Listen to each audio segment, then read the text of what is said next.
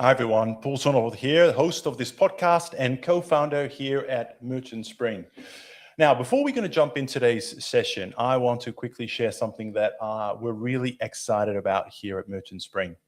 Over the past few months, our team's been working very hard on a completely new capability inside the platform, something designed to make it dramatically easier for marketplace operators and Amazon vendors to understand what's really happening in their business and where to focus next. We've just launched our new AI Insights agent, fully AI powered, that continually analyzes your marketplace data and services, insight, anomalies, opportunities, and creates beautiful visuals that you can share with your clients and your colleagues. So without further ado, as you can see, I'm very excited. I'm just going to play you a little teaser video just to get you in the mood, and then we'll get this episode right on track. Here we go.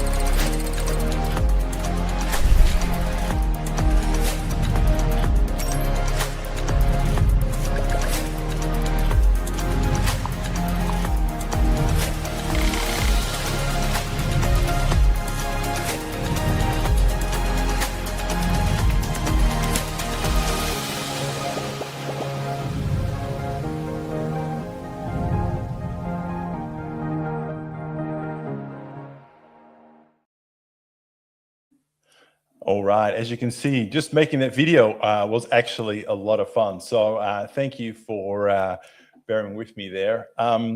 Yeah, just wanted to short plug here for my colleagues here. We are heading to Prosper next week. It's literally around the corner. There's about 6 of us, I think, that are heading down.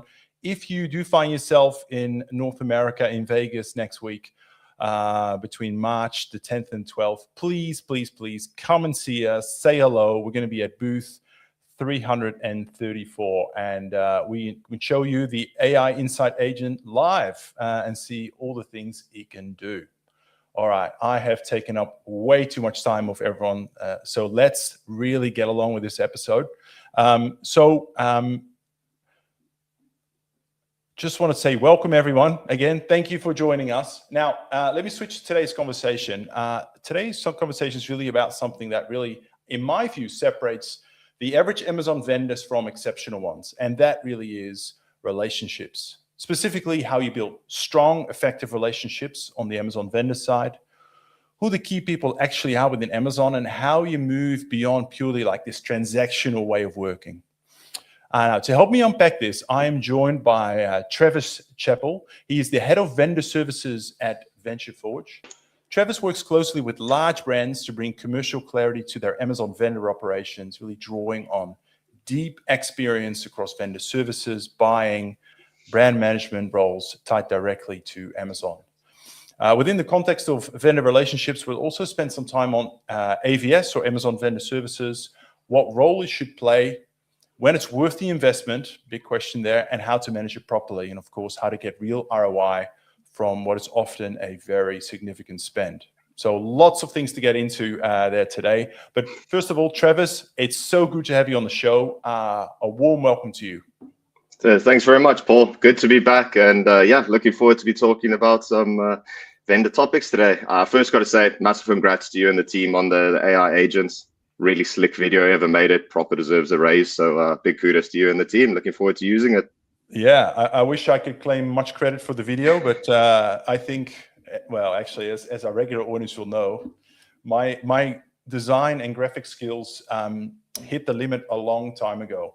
So those of you who know me will instantly recognize that this video was not made by me, but by someone who's a real professional. So if you're looking for recommendations to do videos like this, I'm happy to pass you his details. But anyway, so let's get into the topic, Travis.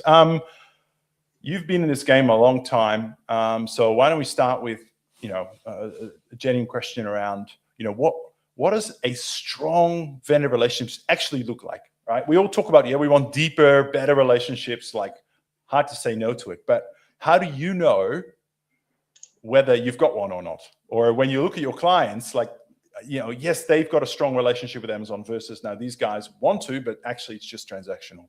How do you know?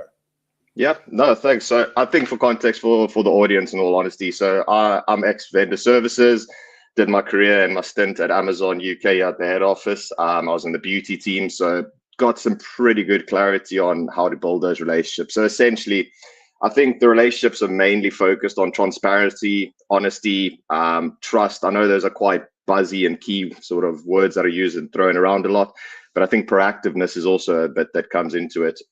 Is your vendor team proactively sharing market insights with you, benchmarks with you? Are they open to collaborative conversations? Do you have timeless relationships with them where you can just either pick up the phone, put in a meeting request, and they obviously willing to answer it?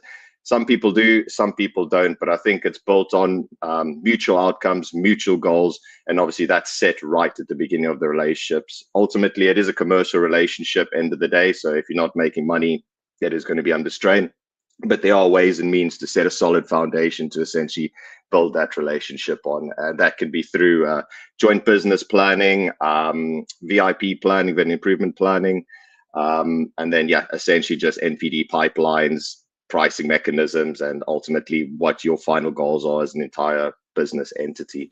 So I've got a few slides which I can share a little bit later on, but ultimately I'd say it's built on honesty, transparency, proactiveness, and mutual benefit. So when we talk about relationships, before we get into the how and all that, maybe it's just worth sort of even just mapping out who are the people within the Amazon organization, as from a vendor point of view, obviously, that I should strive to have a relationship with.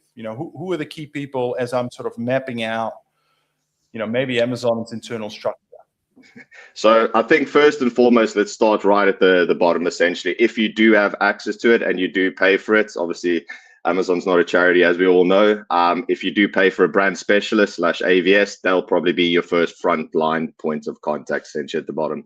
They form into a vendor manager who ultimately does the overall commercial evaluation of your account and manages all the commercials, the AVNs, all the really nitty-gritty discussions. See them as sort of the next line of communication. Above them, they get a senior vendor manager. Essentially, you probably will not have much access to a senior vendor manager unless you're a massive conglomerate or one of an enterprise level brands, essentially doing north of probably 50 to 100 million. Essentially, they very rarely get involved, but they give pretty much the oversight to the vendor manager and then the brand specialist. With them, you might also get access to the brand specialist team leads. They don't really have much financial acumen and inputs in it when it comes to commercials, but ultimately they are the team leader of the brand specialist. So they need to keep accountable for if the brand specialist isn't pulling their weight, if they're dropping tasks, if they're not turning around requests and support requests quick enough.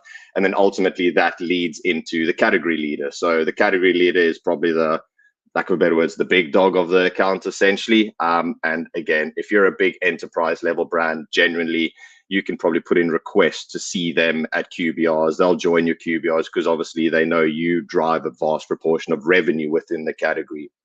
There are smaller support functions, in-stock managers, for example. Some brands do have in-stock managers, but that really depends on your own logistical setup. Do you do WePay? Do you do vendor flex? Do you have complex operations across sort of different regions? Is it a global operation? So you might get access to them. And then I think right at the bottom of the line that it doesn't have a direct impact on your vendor manager's P&L, but it might be your ads manager, for example. Some VMs do see the benefit of looping in ads managers into the discussions purely because they know, okay, if I spend on ads, it drives awareness, it drives impressions, it drives people to the page, and ultimately then the retail function checks in. So the pricing, the conversion drivers like your content, your SEO kicks in. So it's an overall ecosystem, but if you want to do it quite quick, it would be AVS, VM, SVM, senior vendor manager, cat lead, team lead on the side, and then in-stock manager. And right on the peripheral would probably be your ads manager. Perfect. I've mapped out the org structure. I know who I need to hit. Knowing who you should have on your radar, I guess, is the first first step here. And your advice around different interaction points based on the service or the time of year or what's going on, is super helpful. But that begs the question, of course, we've mapped them out. How do we move beyond the transactional? How do we really go beyond the email exchange to trying to build really kind of some strong relationships? This is where hopefully the gold is, right? I'd love to hear it. That's it. So like I mentioned, it's a commercial relationship. End of the day, even if you are the best of friends, you got the best relationship. That's a really nice to have. But end of the day, everyone has KPIs to hit. Everyone's going to be having their senior leadership team breathing down their necks to either hit profitability metrics, turnover metrics, selection metrics. Yeah, you name it. All of that's going to happen. So I think first and foremost is sort of treat them as part of your team, not just a ticketing system or a once in a while reach out to them to either scold them or ask for requests. Treat them as part of your team. Invite them to brand building days, to NPD release days. At my time at Amazon, I won't give which brand it was, but they're a huge French cosmetics company, so I'm sure you can probably do the math. I would go to their NPD days. They would give me samples to try some of their new products. They would really immerse me in the brand, and I sort of felt as part of the team. Yes, I worked for Amazon, but I ultimately felt like I had skin in the game with the success of them as a brand. So make them feel as part of the team. Again, with that, give them clear priorities and outcomes. Say to them, look, this is our goal for the year. This is the profitability we want to be at. This is the growth we want to be at. This is the market share we want to get to. And I think really map it out from the beginning of the relationship, especially once you get to AVN and all those nice things. It's not a tick box exercise that can be done in a month or a few weeks. It's a continually evolving cycle. Continually map your priorities, map your goals. Are you achieving them? Are you hitting milestones? Use your weekly business reviews for pulse checks. Use your monthly business reviews to set priorities for the rest of the quarter. And then use your quarterly business reviews for planning sort of the next seasonal part or the next half of the year or any peaks that do come out of that. And then I think use them for momentum, not admin. So ask them for market insights. Obviously, Amazon won't give you direct data, goes against GDPR and all those laws, but use them as a crux to get benchmarking data. Where do you sit within the category? How much do you contribute to the overall category? What's your market share within the category? And then it'll help you sort of identify how you are seen within that category. It might give you leverage during AVN. It might help you get some different swing within more senior stakeholders. So like I mentioned in the beginning, you can request senior vendor managers to join your QBRs. You can request cat leads to join your QBRs. It gives you some nice weight in the negotiation. And I think also notice that their development depends on your development. Everyone's got their KPIs, like I mentioned, to hit. How do you build a relationship with your AVS and your vendor manager to say to them, look, how do I get to you? How do I get you to your next point in your progression within Amazon? How do I get you as a vendor manager to a senior vendor manager? How do I get you as a senior vendor manager to a cat lead, for example? And then AVS, how do I get you from an L4, which is internal terminology, it's like an L5 to a senior brand specialist, for example. So I think focus on their development also and show that you're willing to play the game as long as they're willing to play the game. And that's not something you can just set overnight. That's through building relationships, seeing them in person where possible. Granted, I know some people are offshore, but yeah, there's a lot of ways and means to really build on those relations. And those are just a few of the touch points to go through and ways to do it. Yeah, I mean, that is so useful. I actually wonder, I mean, I don't have any poll software ready to go right now, but if I had one, I would really ask of the people that are tuning in, I think, across the different platforms, like how many of you would actually know what the core KPIs are that your vendor manager or the person on the other side of the table is actually striving for in order to help them succeed in their career? I mean, it sounds kind of, of course, yeah, it makes sense, but actually knowing it and aligning you and helping them on that journey, I think is so powerful. Yeah. But, I'd love to get obviously you've been on that other side of the fence. And I want to ask you the inverse question, which is, what behaviors or approaches tend to damage vendor relationships? Right? I'm sure there has been, vendor relationships that have rubbed you the wrong way when you're on the inside, or maybe helped you clarify which vendors you should prioritize and which ones maybe you should ignore when it comes to returning phone calls or emails. What are the sort of examples of behaviors that are not productive in terms of building relationships? Yeah, I think rubbing the wrong way is the right term, and a very political term, if I can say it like that. So I think paying for AVS isn't a silver bullet. It's not going to solve all of your problems, so don't expect that. I think it's expectation setting, essentially. If you as an AVS or a VM set the expectations to the brand and say, look, you aren't the only brand I am working with, that should be quite obvious, essentially. I get they are stretched in capacity, they are stretched in workload. But some of the sort of ways that you can sort of avoid having a friction relationship is sort of be proactive in your comms. Don't wait for them to reach out to you, because no one wants to be chased, essentially, as an AVS. Give them a lot of time in the loop. So if you're doing an investigation, or there's a ticket you're working through, or there's an update or a catalog clean you're working through, keep them in the loop throughout the process. A lot of people are paying a lot of money for an AVS service, sometimes a 3 to 5% accrual of they sell in. So that could equate to hundreds of thousands of pounds easily. Keep the proactiveness, essentially. Hey, Mr. Vendor, I'm just working on this. I'll be back in XYZ days. Just wanted to give you an update that things are progressing well. So proactiveness is a good way, essentially, to build that rapport. Also, don't expect the AVS to fix cross-channel problems. I know as an AVS, I used to have brands that would hammer me and say, look, why are you price matching XYZ marketplace or XYZ retailer? Ultimately, I have no sway in that. Amazon is a price follower; they're not a price leader. So I think playing that game with your AVS, with your point of contact, to make them realize that you don't have sway in that, and ultimately it is up to them to keep their cross-channel commitments clean. So selective distribution agreements, not selling below the market average. Again, obviously, pricing is set at the sole discretion of the retailer, but making them understand that you as an entity within Amazon can only control what's within your remit. Amazon is a huge org, but it is very siloed. You need to raise tickets and you speak to specialized teams. You don't have a magic wand that can just wave certain problems away. It is a collaborative piece, I guess. So I think making them understand that you are one cog in a bigger wheel is a really important piece. And I think also focus on operations, essentially. Operations is one of the biggest crux when it comes down to Amazon. If your brand doesn't have the right stock, they don't have the right confirmation rate, they're not confirming products, the fill rate's terrible, the pricing's terrible, that is going to have a knock-on effect into your metrics. You're going to get hammered from your vendor manager, even though it is out of your control like that. They're going to say you should be more proactive, you should have more forward planning, you should build a close relationship with your brands. But ultimately, if your brands don't do their good housekeeping, it is going to have a trickle-down effect into you. That's going to hit your KPIs. Ultimately, that might stagger your growth in the business and put you a little bit in the crosshairs, if I can say it like that, with Amazon. So yeah, I think having that mutual respect to know you can only do what's within your remit and things do take time, that's probably the fundamental piece of it. Yeah, that's very helpful.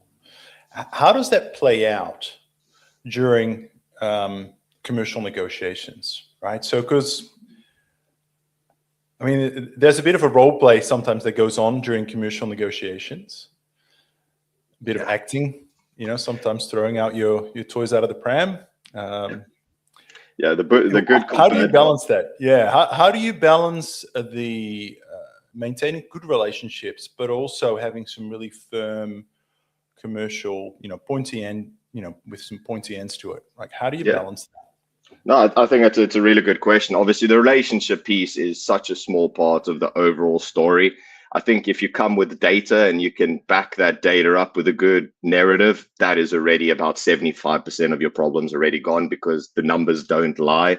Obviously, make sure your numbers are sort of aligned to what they're seeing. And that alludes to what I was speaking about previously, where it's continual improvement, continually audit the results, continually audit the deadlines, continually audit the goals, and let me know. Let the brand know essentially what your priorities are.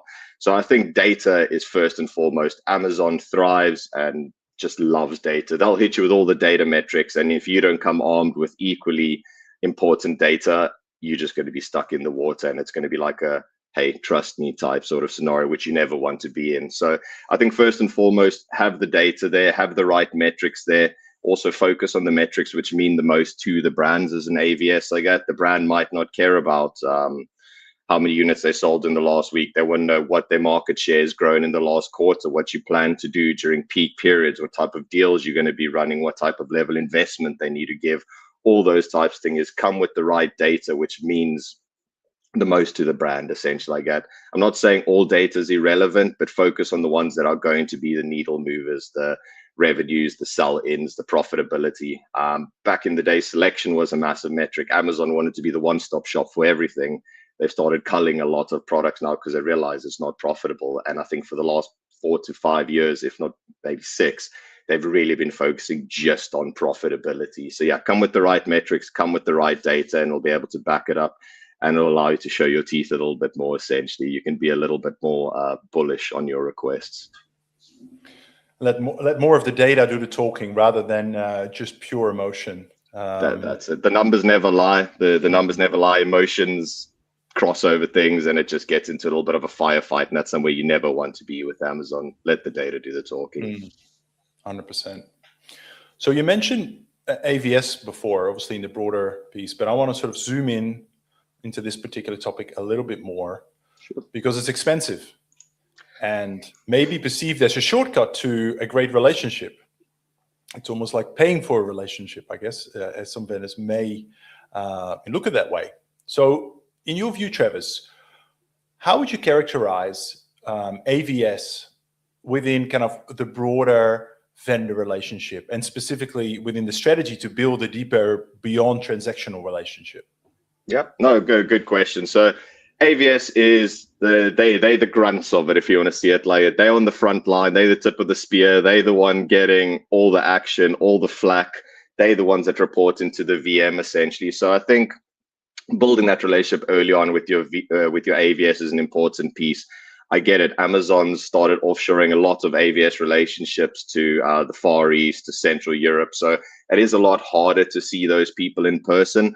But ultimately, if you do have the opportunity to, I would encourage you as a brand to go and meet your AVS in person, go meet them at their offices, take some samples with if you really want to sweeten the deal. And like I said, really immerse them within the brand. The AVS are going to be your first port of call for most instances. They're the one that's going to be doing all the grunt work on your brand. So all the catalog cleanups, all the ticket raising, all the pricing mechanisms, all the deal creation, they feed into the VM. So ultimately, if you hamstring them and essentially can't give them the information they need to provide to the VM, they're going to see you as a, let's say, a deteriorating sort of asset. I know it doesn't sound great, but essentially, if you don't continually foster that relationship and stoke it and grow it and get them involved with driving new selection, driving profitable selection, building deals, taking their requests on board, and I think ultimately also celebrating their achievements. If your AVS does something good for you and you've hit your deal OPS, or you've hit your selection target, or you've hit your profitability target, celebrate it. Don't be shy to drop a VM to the cat lead, to the team lead, to the vendor manager, to the senior vendor manager, and be like, look, your AVS is bloody good. They've done a great job. They've actually achieved everything we wanted to achieve. Everyone wants that recognition in life. And I mean, it's just a way to celebrate it. So I think, yes, there's that commercial lens of it, and they are the front line, and they're not a ticketing system. They should be immersed within your team. They should know your priorities. They should know what your goals and your ambitions are as an actual brand. But also don't forget, they're human at the end of the day. Once they clock off, they go and do the same thing as you and I. They go home, go to the gym, go see their friends, go have dinner, go to bed. You know what I mean? They're not a robot, and they shouldn't be treated as that. Really immerse them in your brand, make them feel human, and celebrate their achievements where possible. Yeah, treat them like a human. And really, the way you're describing it, I was thinking like it's an extension of your team, right? Yeah. That's sort of the way that the word that came to mind there, which absolutely makes sense. And of course, you're kind of vying for the, it's not a one-to-one relationship. They'll be looking after many other vendors as well. So in a way, you're trying to vie for disproportionate resource share, right? You want to get, you don't want to be sort of bottom of the pile there. That's makes sense. And it just means they'll be willing to allocate more time for you. They'll probably want to go the extra mile for you. Yeah, treat them as an extension of your team. They just don't sit in the same building, essentially, like you said. Yeah. Now, clearly, this resource is expensive.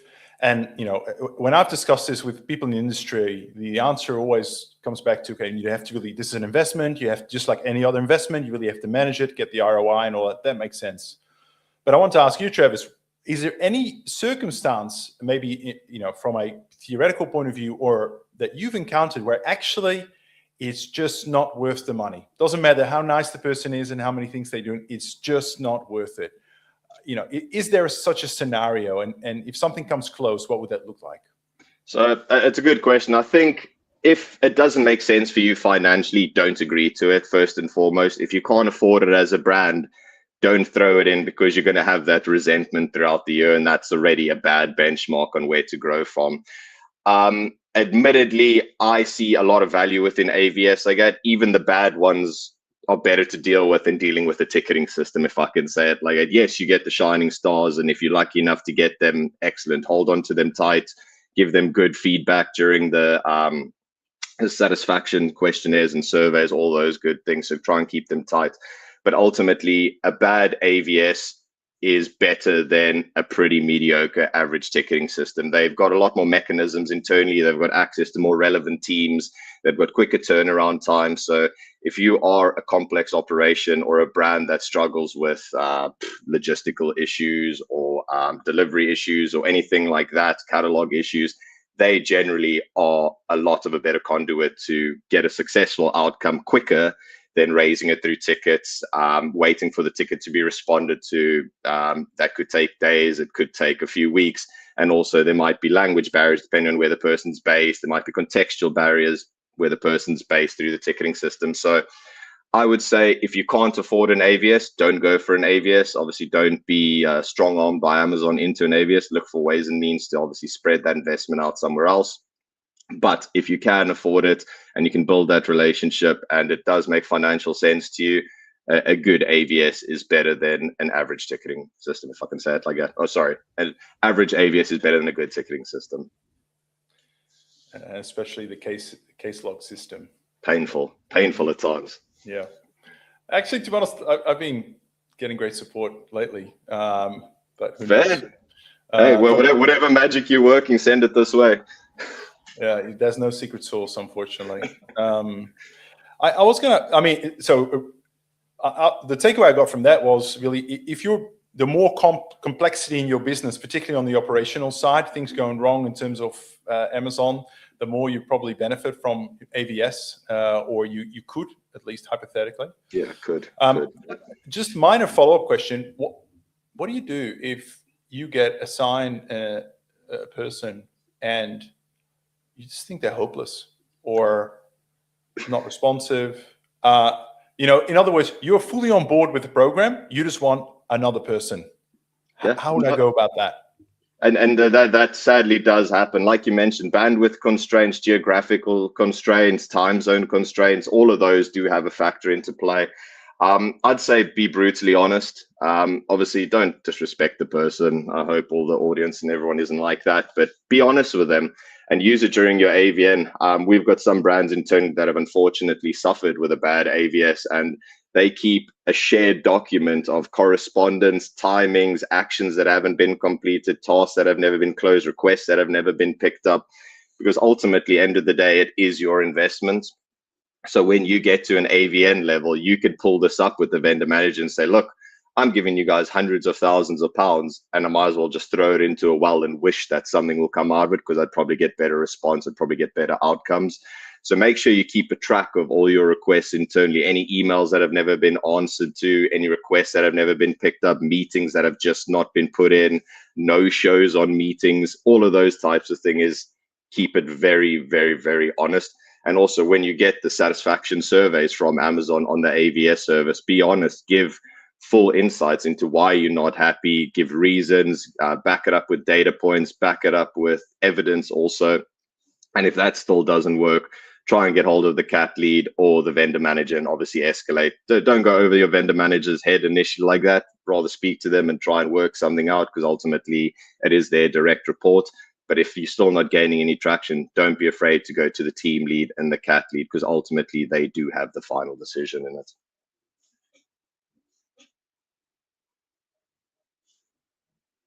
Ooh, sorry, Good. Paul. Oh, there you broke up. No, that's good. I was going to say that is really good advice. Manage it actively. Keep records. Don't shy away from it, but be factual. Back to Amazon is still a data-driven organization, even when it comes to these things. So good to keep in mind. We are over the 30-minute mark, and usually we tend to wrap things up, which I will endeavor to do very shortly. But I just want to throw in a live question here from Rachel. Thank you, Rachel, for popping us the question, because I think a lot of vendors are currently struggling with this, particularly depending on which geography you're in. But so Rachel's asking or stating, we've had 3 vendor managers in the last 4 months. And we're really struggling to form relationships through this change. I mean, yeah, that makes absolute sense to me. What advice can you share, Travis? I mean, sounds like a very challenging situation, very transactional, very transient. What can a vendor do in this situation? Well, first of all, Rachel, obviously, thanks for the question. And admittedly, I don't envy you, but I do feel for you. Like, very sorry to hear that. I would say, can the VM relationships then for now get in touch with the senior vendor manager or the cat lead? They enroll for a lot more of a specified time purely because they don't really have day-to-day remit or interactions with brands. So if you can form a relationship with a cat lead or a senior vendor manager and get them on your side, they might be able to give you better insights into why the VM turnover is so high, or is there any problems with your account that people don't want to touch it? I don't imagine so. Like, that's very rare that happens. But try and build relationships with more senior stakeholders, ones that are in the position for a lot more time, essentially. So senior vendor managers, cat leads, those are generally the people that have been at Amazon 5, 10, 15 years, essentially. And they're not going to be leaving anytime soon. So if you can build relationships with them, you're probably going to be in a lot better place for trying to get things done. Also, don't take it personally. I would say vendor managers come and go within Amazon. Also, Amazon is doing a huge purge of employees. So very sad to see, but that is just the nature of the beast with Amazon. So I wouldn't take it personally. It's not probably on your account. It's just the turnover, the stress. Vendor managers are under a lot of bandwidth constraints. Some of them look after 50, 60 brands, essentially, like that. And some people just can't hack it for a long period of time.